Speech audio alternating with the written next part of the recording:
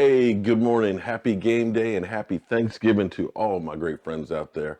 Man, it's Thanksgiving, and the tradition of the Dallas Cowboys, of course, playing on Thanksgiving is always here. And finally, I'm actually at home in a morning where I can finally use my big ass coffee cup, my big ass Dallas Cowboy cup, because I love my coffee. And of course, I've got my in-laws are here for Thanksgiving. My daughter is here. We're going to end up having a great Thanksgiving Day feast. So I'm actually working on that right now as we speak. Getting this stuff going. Got to get my turkey in, make sure it's done, and we eat before the Cowboys go off. And the season hasn't gone the way we would have wanted to, without a doubt. Unfortunately, it's the NFL. Not for long. You can go from the penthouse to the outhouse at any time. And so, unfortunately, our Cowboys, well, they're kind of in between floors right now, and it'll determine if we're going to end up in the penthouse or the outhouse by what happens today. I don't want to say this now, and I said this last week, that we really wanted to win last week. It was important to win last week. It wasn't the end of the season, but with that loss, time is getting short. We don't have much margin for error at this point any longer. And basically, this is a playoff game. If there's anything that's good, is that Jason Witten, the venerable statesman that he is, recognizes how important today is.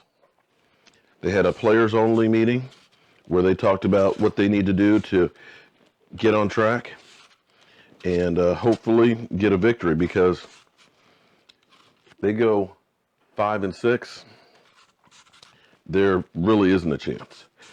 I had said originally that with Zeke Elliott gone, that we needed to go 4-2 without Zeke. That would give you a chance at making it, because 10-6 could make it. 11-5 definitely will make it, because you got some teams that are ahead of you. Right now, you got Green Bay Packers, because they own the tiebreaker with us. They're tied at 5-5. You've got Detroit Lions, 6-4. They're ahead of us. You've got New Orleans and Carolina, both ahead of us. You've got Atlanta tied with us, but they own the tiebreaker. You've got Seattle, which we're fortunate enough that we play, and that may be the team that we have to knock out to make it. You got the Rams, and you got the Minnesota Vikings as well. So it's a tough road to hoe. Now, our offense just has not looked anywhere near the same without Zeke Elliott and Tyron Smith. I mean, you lose two Pro Bowlers, all pros at that. It does make a heck of a difference on the team. However, other guys haven't been stepping up. I'm not sure exactly what's happened to Dez Bryant, but Dez Bryant is not holding on to the ball. And none of the receivers, and I mean none of them, are getting any separation. So when people say that, Dak Prescott is not the guy, Dak Prescott is having to throw in tighter windows than almost anybody in the NFL. When was the last time you saw a Dallas Cowboy wide receiver wide open? Check the film. I know everybody says, well, I'm just a Dak Prescott homer, and I won't say anything wrong about Dak. I mean, it's true, I do love Dak Prescott, and for a second-year quarterback, when I look around the NFL and see what I see out there from most quarterbacks, we are blessed to have gotten him in the 4th round. And part of the other problem is here, when we start talking about, has Dak Prescott regressed? The other problem, I will say this, is this. Take a good look at the coaching, because it's not all on Dak.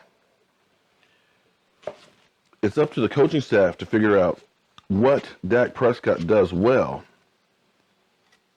and to use it to the best of their advantage.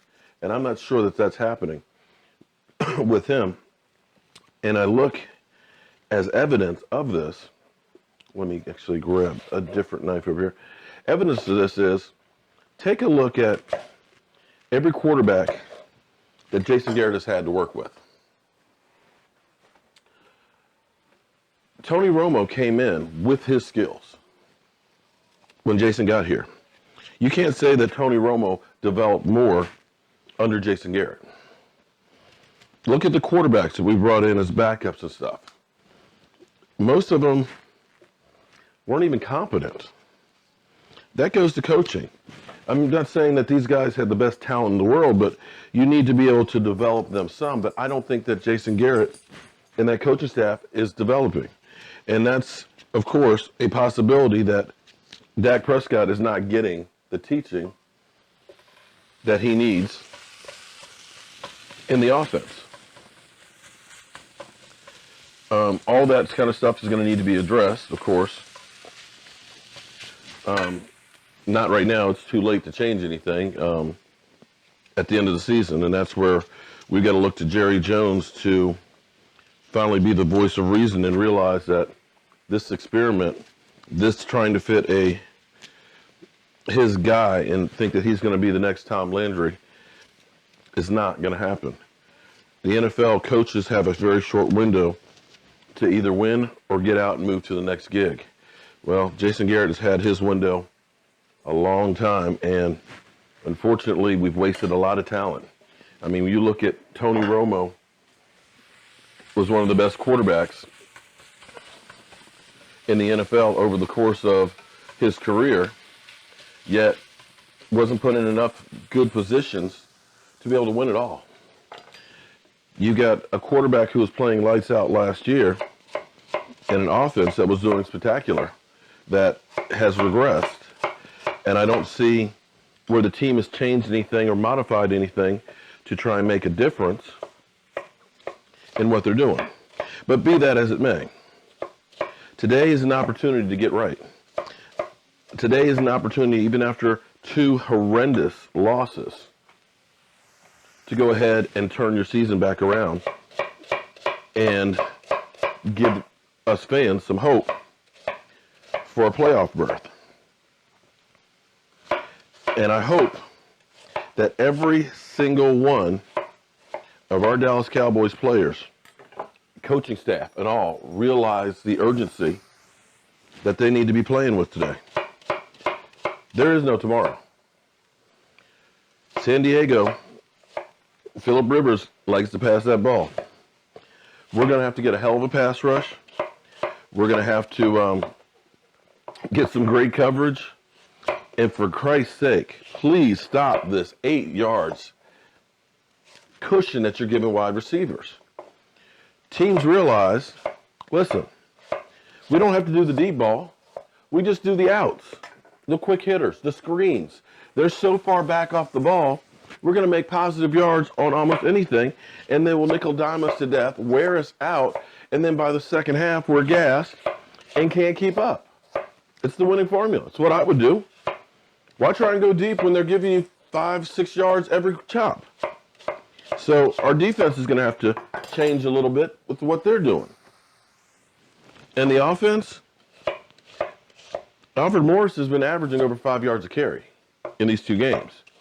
But we're not getting enough carries in there to keep the defenses honest.